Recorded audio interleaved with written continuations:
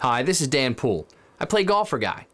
I packed up my Baltimore accent and my El Camino, drove all the way up there to Pennsylvania to go bowling hunt. Instead, I wound up my own episode of that there Route 30 movie podcast.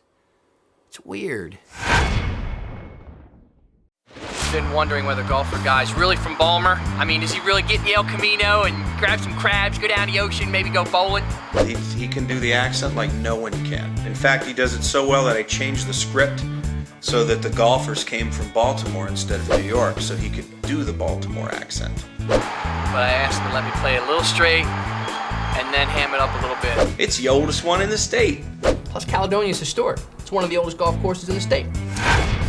So I go to a film festival in Michigan, and at this film festival, I sit and watch a documentary called The Making of the Green Goblin's Last Stand by this guy from Baltimore named Dan Poole.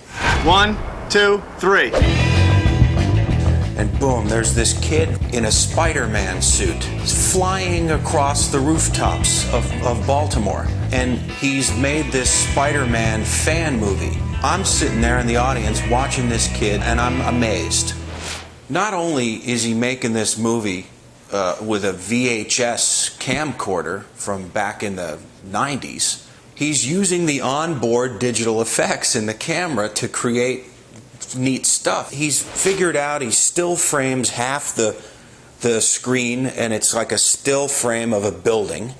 And then he turns the camera over and they go over to another building area that he can run across, and he crawls across the top of the building, and it makes it look like he's crawling up the side of the first building, which is the still frame. So when Route 30 came around, I was absolutely thrilled that I could get Dan Poole involved.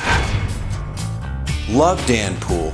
Working his ass off in Baltimore making independent films. Couldn't be more friendly and helpful and talented, and he did a great job in the movie, and he was in a scene with some pretty heavy hitters. This is Dan Poole, and you have just watched another episode of the Route 30 Movie Podcast. Sprinkle some Old Bay on it. It's good for you, hun.